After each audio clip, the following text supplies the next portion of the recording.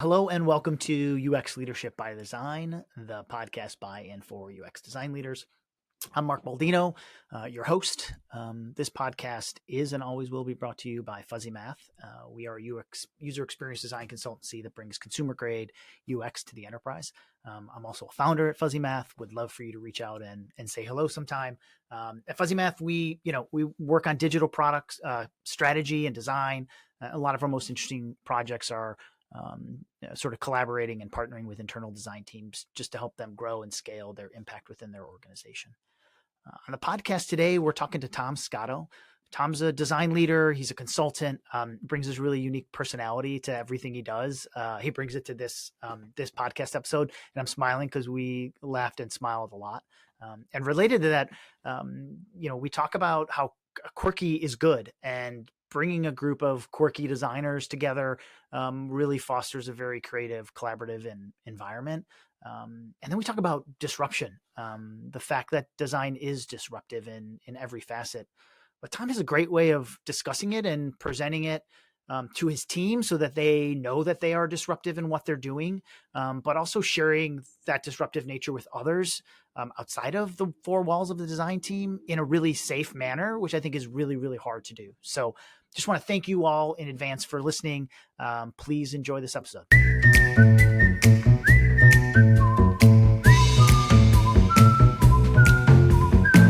Tom, thank you for joining us on the podcast. It's a pleasure, Mark. Thanks for having me. Yeah, you bet. You bet. I'm excited for our conversation today. I would love for you to give the audience a bit of your background. And I don't traditionally kind of reread a bio, but the last part of your bio I think is really interesting. It's genuine passion lies in the art of blending brainstorming sessions with laughter.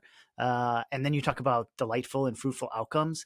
Like, I love that you included. I want to know why, and what has that given you as a sort of design leader over the years, focusing on laughter and joy and delight, which I don't see it a lot in business bios. So I loved it, and I wanted to ask you about it. Excellent. Well, thank you for plucking that out. I thought you were going to pick on the other part. So I always have a lot of interesting. I'll use the word interesting with air quotes aspects to my background, which always sort of weave their way into my life. No, but as far as the sort of the humor and sort of delightfulness of my the environment that I try to keep is I like to joke around a lot. Hopefully that'll come across as we discuss and talk about whatever we're going to talk about. But I think that humor is also disarming for a lot of folks. And I also like this sounds just odd to say it, but I think it goes well with the comment, is I like to bring out the quirky in people. And, I think sometimes quirky gets a bad name. I think more recently people are like, there's like, hey, quirky is kind of fun and sexy. But, years ago, quirky was like you were the odd kid that sat in the corner with the weird shirt and t-shirt that was handed down by who knows how many brothers, and like everybody picked on you. But what I kind of interpret quirky as is someone who's willing to be themselves. And, when someone comes into work and instead of just saying, hey, I am a UX designer and I design, interactions and I focus on user journeys and whatever other buzzwords we want to throw in there. Yeah. And I'm not that I'm making fun of any of that, but I think sometimes we can put on that work persona of here's who I am. But if you can create a lighter mode, and even for me as a leader, I try not to take myself too seriously. I like to be sort of in the street with the team. I don't like to be considered a stakeholder, which sometimes when you're, a senior level leader, people tend to treat you that way. And I don't like that personally. I like to be part of the team. I don't want to micromanage. I just want to be part of the team. Like we all have something to add. But getting a team to a quirky state where they're willing to say whatever, be themselves, throw out that random, maybe bizarre concept, and all of a sudden, now we're brainstorming with a different, set of fuel, if you will. And I think outside of the product of that, which is, maybe it's successful, maybe it's not, it's so much more fun of an experience to have that as your environment and your culture. So I think we have the title of this episode, which is how to get your team to a quirky state. Okay. I love it. Sure. What what I'm going to ask now is like, how do you do that? Is that a consistent thing? I mean, part of it is your personality, of course, and I'm always trying to help people I can't change people's personalities, but like come as a leader of who they are and play on their strengths. So like, what, I don't know if there's even tips or tricks, but like, how do you get people to their quirky state? How do you get people comfortable enough to feel like they can express that in a non, I am this role in the business, or in the company, and I need to provide this sort of service to my team. Like, how do you break some of those barriers down? Well, I think three things that I've seen work for me. One is I tend to joke around a lot and just be that type of person. So that definitely helps. It gives people kind of opens the door. If someone wants to walk in or not, it's their choice. Sometimes my comments fall flat. I'm known as to be, a one-liner kind of guy, throw things out, especially when things get tense. Like it's usually my way of kind of like, all right, everybody, we need to chill out a little bit and realize what we're doing here. I think that the second piece of it is, and this might get me some side eyes from some folks in the UX field, is I don't tend to hire traditional UX people. Like when I built the team at Wayfair, I started as a team of one, and we built it into a team of 80. I went to one place and I met someone who was an anthropologist. I just loved the way they thought, the way they told stories. I had someone else who was a neuroscientist, another person who was a jet engine, engineer. And we just, I just said, and they would say to me, "You think I can do this UX thing? Like, I don't know how to, use the tools." I'm like, anybody can learn how to use the tools. Like, it's just drag and drop. It's the thoughts, it's the ideas, it's understanding people and behaviors. And so I think that kind of lends itself, it kind of breaks the bubble, if you will, from the, everybody's a trained, certified UXer. Not against that at all. That's just like, I just go after personalities and how people think and like what's missing in my think set. I have this many people, but I'm missing other ways of thinking. How do we include those in what we have to have a more robust, way of approaching something? And then I think the third way that I've done this, and this has really accelerated, I think, some of these fun cultures is really championing someone who does bring that to the table. Mm-hmm. So, with a similar team, I had someone who had brought in a stuffed giraffe. And the stuffed giraffe, I forgot how big it was. It was maybe like 16, 18 inches tall. And I'm not sure who named it, but it was now named Gloria. And Gloria became our mascot. So to keep the long story short, by the end of the team we had, which was like 4 years, I think we had 8 stuffed animal mascots on the team. And I mean, and it was to the point where like 2 things. One, if someone did something that we thought was, all right, that was a questionable UX practice, all the stuffed animals would wind up on their desk. Particularly the one that was mine, which was a Rottweiler. He had a little jacket that somebody made and it said UX Canine Patrol. And like they would basically stare at the person, you better not break any user guidelines and best practices for the next week or, whatever. And we also brought all these stuffed animals to our meetings, to the point where we went to a meeting once, and I don't know who it was. I think it was Fernando, which was our unicorn coming out of our cup. Someone forgot him. I'm like, we cannot start the meeting without Fernando. And I made someone go like 2 flights down to go get Fernando. They left him on somebody's desk before we can start the meeting. So I think it was like stuff like that. We just kind of built and riffed off of each other. Yeah. But anyway, it was that's the environment I love working in, because that's not what's happening, but that's the energy on which the creation and innovation is being, sort of worked in. Yeah. So, I mean, it's great. And I applaud the effort. I just personality wise, I can be, my team will tell you, I can be a little too buttoned up at times and taking things a little too seriously. So I love the idea of just fostering a bit of creative energy, quirkiness, supporting that within your team members. And that sounds like it gels really well as a group. How does that allow your group to, operate better? And maybe it doesn't, but does it allow them to operate better with sort of outside of the design team as they're working with other groups, as they're presenting designs, presenting work, collaborating? Like, is it always a benefit? Is there a drawback to that? Like, how does it, I can see a bunch of designers, because I have a team of 20 some odd designers really vibing off of that, and it feeling like it's fueling the creativity. And then I'm thinking about us working with some clients and thinking like, how does that translate, or some stakeholders? So what's your experience there getting it outside of just the design team? I think it's definitely helpful for the team itself. I think going outside the four walls of design is a little bit more challenging, like bringing that energy Yeah. outward. It can be seen as cliquish sometimes, where people are, hey, they got this this thing going on that team. What's going on there? Are they going to gang up on me on this, this roadmap that we're about to do because they're so tight and close, and now product and engineering are feeling like the outsiders. I mean, I want to say I think we've done a good job in being inclusive, but I think to the Quirky point, I would say in my perspective and what I've seen, it had more value inside the team, when we were ideating and doing retrospectives or whatever it was. It just gave us more freedom and unfiltered environment in which to really discuss things. Yeah. Yeah. So when we think about getting, as you said, outside the four walls of design, like with your group orientation, it doesn't have to necessarily focus on the kind of quirky component, but like, what do you think are some of those hurdles in communicating design and driving change via design? Like what have you bumped into? Has your team bumped into? What are some ways that you all have tried to work around that to drive change? Yeah, no, that's a great question. Regardless of whether you have the best design in the world or the worst, design is disruptive by nature.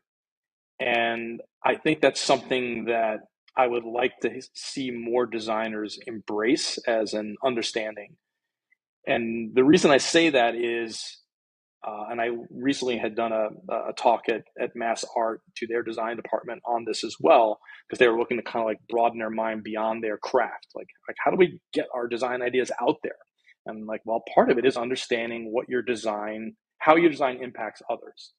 And we oftentimes look at, the health benefits of something, or the, how it's going to physically, help someone's business or life, whatever the product, whether it's software or a tangible product or service. But looking at how to bring that product to your audience, there's usually a lot of folks involved, even if you're a small startup. And that great idea, that behavioral change, whatever it is going to cause a number of people to have a very disruptive work life for a period of time. And then that disruption can vary based on the size and the scope of what it is you're trying to design. But I don't think, at least I've not witnessed a lot of understanding outside of the four walls of design on the level of disruption caused by our creativity and our approach to solving problems. Yeah. And I think sometimes designers don't always want to be disruptive, or they're told not to be disruptive. Not don't be a disruptive person, but the design that you're integrating, it should follow traditional patterns of e-commerce. It should be frictionless. And I'm not Mm-hmm. equating disruption with frictionless, but like Mm-hmm. I think sometimes people maybe play it safe, and that's probably the environment that they're working in and the team that they're working in. Like, how do you, as a design lead, encourage your team to be disruptive? And then the flip of that, how do you get others outside of the four walls to embrace that disruption without sort of beating them, maybe with a club? Like this is change, and change is good. Like, what are your Yep. tips to get your team to be, to think disruptively, and then how do you sell those disruptive ideas? Sure. So I think the first thing is all design is disruptive. And I think getting that into my designers head. So even the most basic thing that follows traditional patterns that we've either established within our design system or within, sort of our application flow, any change is going to be disruptive because someone has to plan for it. There's resources, et cetera, et cetera. The level of disruption is that's the piece that we have to kind of figure out. Okay, we have this grander idea. Can we break it into smaller iterations to make the disruption, less of an issue or more digestible? But to the second part of that question, so I guess the first part is I want my designers to know that everything is disruptive, and I don't use disruption as a bad word. It is a fact. Like, this is what happens when you design something. You're expecting change, good, bad, indifferent, whatever. Someone has to do something about it. It's going to be disruptive. I think part of my role as a leader is to pave that way for change. And part of that is working with the team and doing a lot of stuff we just talked about as far as creating the culture, getting people to be sort of thinking first before they start applying process, so that process doesn't supersede thinking. But also, I'm speaking to my cohorts. I'm talking engineering and to marketing and to analytics and to product and everybody I can talk to number one, get an understanding of what their priorities are, and where they're at. Like, how are they doing with staffing? And even an engineering team that we were working with once, they were one of many engineering teams that we were working for at a particular part of the product. They had 6 engineers, which for that particular part of the product was well suited, except that they were junior engineers. They just built the team. So that's also another thing to take into consideration. We're going to throw some maybe concepts or integration or whatever it is at this team, and they're going to stumble with it for a bit because they're a younger team as opposed to a team of 3 where they're all principals, and they eat that stuff up and probably come up with better ways of doing it than we even suggested. So I think that a part of that is for me to lead the way in doing that, letting people know that this is what I'm doing, being a transparent leader. Like, hey, I'm talking to other people. Here's the intel I'm getting. I'm trying to get this understanding so that when we go and propose something, small, medium, large, I've got a sense of sort of the playing field and where those gotchas are going to be. And then we can work on helping people and listen to, like, how do we get this idea into actual production in some form or another. First, we all have to align that is the good thing to do, but being the good thing to do doesn't always mean we're going to do the whole thing lock, stock, and barrel. We have to figure out what that life looks like. Right. It's almost like you're doing a little bit of field research with the groups that you're working with, understanding where they are at, where their heads are at, as you said, like resourcing, staffing, priorities, and then kind of putting a plan together for presenting, let's say, design work, understanding where there's going to be sort of stumbling blocks. So it's a lot of, like, it sounds like a lot of prep. And I would think that designers on your team would respond well to that. Not everybody's really like great on their feet. And I know a lot of people like to prepare a lot and know what they're getting themselves into. Am I describing that sort of dynamic correctly? No, exactly. You're describing exactly correctly. And it is important that as I'm doing this, in my sphere, and those that I have influence with and tables that I sit at based on being a senior leader, I expect my teams to do the same. Like, they need to get out. If they're engineers, like, I've led teams where I've been fortunate enough to have both engineers and designers on my team, which is fantastic. But even they needed to go out and speak to other people, whether it's client architects, UI design, marketing, and get that same sort of level of understanding. And that goes back to my comment of wanting to feel like I'm part of the team. Like, just because I'm a senior leader or whatever, give me whatever title you want, I have certain information that I get based on where I sit, and I want to be able to contribute that to the team just as well as I want to listen to other information people have gathered, so that we can bring all that together and make the best decision we possibly can based on the information we have at that moment. Yeah. Yeah. That's awesome. Do you like go out and plant the disruptive flag with non-designers? Like, I really like this, just this, not trying to explain how or why design is disruptive, just saying, like, it's a fact. I'm happy to explain it. I'm sure you are, but, like, this is just it. Whatever we're doing here as a design team is going to be disruptive in some way, shape, or form.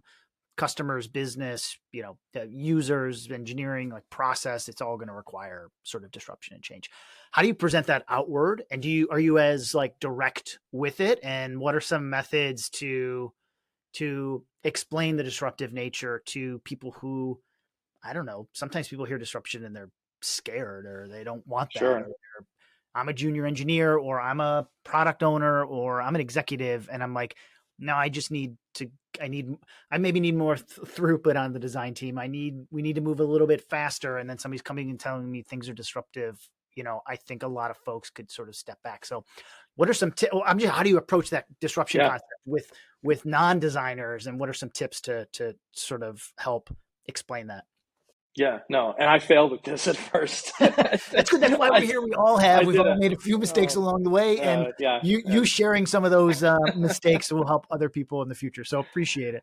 yeah, I did a miserable job marketing my one of my teams, and it got back to me where it's like, yeah, we just heard from Tom, the head of blah blah blah, and he basically said that UX is here to shake it up and just like just turntables Yeah. and I'm like, whoa, what did I say? And then I got some feedback from I'm like, okay, yeah, I said that. That didn't come out really well.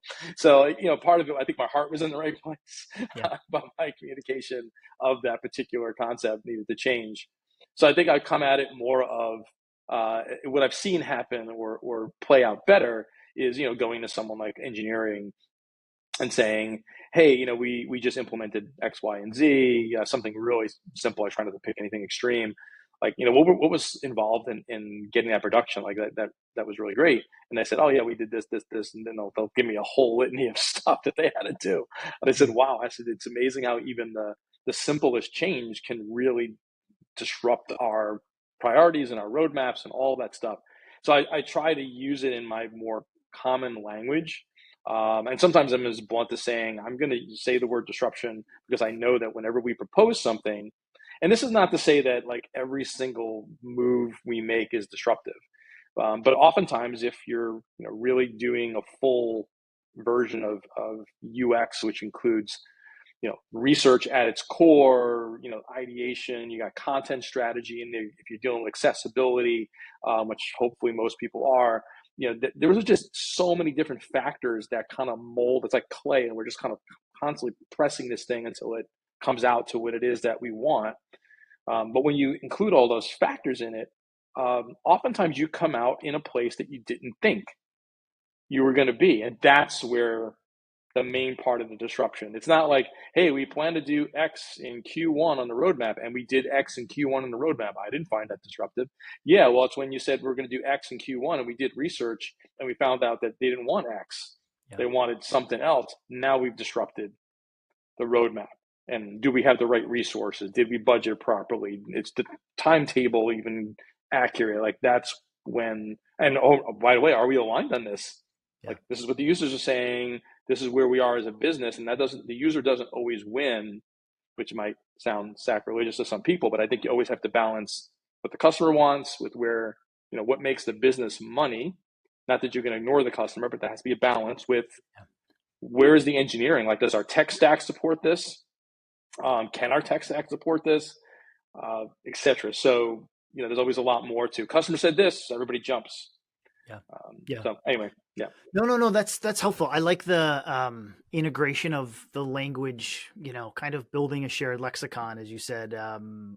Looking at past examples that people don't feel are disruptive, but were disruptive. Whether it's decisions that were made along the way to a roadmap, or what engineering delivered and the outcomes of that, and sort of saying like we're all being disruptive here. We're allowing for disruption, and that's here's what the benefits are, and looking back and kind of forward is a really sort of smart approach, because and I don't think you're doing it it's not underhanded, but you're subtly introducing the concept to people that might be resistant to it by describing that we actually are being disruptive right now. And I think presented in that light probably feels more palatable. Like if you to management, if you come in and say design's here to shake things up, right? Or we're here to drive change and disruption. Like, I think a lot of management is kind of, we get worried about that, right? Sure. But if you are talking to management and you're describing them as, hey, you drive change in this organization, you've shook things up, like when they can see it in themselves in their role, they probably respond to it better as, yeah, you're right. We are trying to be innovative, even though we're bounded by what we can build in this time frame and how we're making money and like timeline considerations, but we still are being innovative and we still are driving disruption. I feel like by applying it directly to people's jobs, it maybe feels a little bit more palatable for folks. Sure. Yeah, I think there's two issues that I personally feel do a disjustice when you come in with design's going to shake things up. Is one, it somehow can be perceived that design is above other things. Like, we're more elite. We're coming in, we're the, whatever, pick your favorite elite type of analogy, which is not correct. And the second is it's a group effort. Like where's product, where's marketing, where's engineering, where's business? Like, we're going to work together on this. I think any design team that comes in and tries to sort of save the day that way, which in not a very collaborative way, is not going to be as productive as they think they are. They might be able to do something quick in the short term, but I think the long term value of that is going to diminish due to the lack of sort of connection of the company and all the various pieces. Yeah, fantastic. Well, I appreciate you kind of deep diving on disruption here and reflecting on some mistakes you've made and some, I think, really smart kind of subtle ways to be disruptive within organizations and kind of empower your design team to be disruptive while working really collaborative with other folks. Can you give folks a sense of what you're up to now, where they can find you, things you're working on? Sure, absolutely. Right now I'm doing a series of consulting gigs, which I find very interesting. I love to teach. So I've taught some college courses more recently at LaSalle University for digital analytics and e-commerce. And in teaching and mentoring, one of the things I enjoy is being able to use real world examples. And it's, when you don't do a bunch of new things, when I get in front of a classroom where I'm mentoring someone, I kind of start feeling like I'm grandpa telling the same old stories over and over again. So I'm like, I need some stimulus. Like, I need to throw myself into some situations that are really going to kind of break my own way of thinking and give me something, additional to think about, kind of process it and see if there's value for me to pass that along. So yeah, right now I'm working with a few different companies, one with a really great design system platform. My background in design systems was great for that. And we're untangling some interesting issues with communication around, how engineers feel about design systems, how designers feel about design systems and design platforms, and how they infiltrate their space or maybe are welcomed into their space. So that's a fun place. And I'm doing some work with some financial groups, because that was an area I haven't spent a lot of time in. And I think even due to my own, like my wife is the financial wizard of my family. So I'm like, I need to wrap my mind around some gnarly financial challenges. So that's where I've spent a lot of my more recent time. And I'm just having a blast, kind of, I don't know, trying to create space for my own personal learning. Yeah, right on. Well, good on you. I think it's easy to take all of our learnings, box them up, and not continuing to push ourselves. So happy that you're enjoying the journey you're on. I'll include links to your website and your LinkedIn if people want to reach out. I think you consulting with some folks and sharing your knowledge in past would be really beneficial for them. And just want to say thank you. Appreciate your time and energy and personality you brought to the call today. It's been super interesting for me, and I know the audience will enjoy it as well. So thank you very much, Tom. Thanks, Mark. And maybe a stuffy will be sent in your direction. I don't know. I like it. Who knows? I like it. You'll see it. Maybe you'll see it in the background on the next podcast. There you go. Awesome. All right. Thanks, Tom. Thanks, Mark.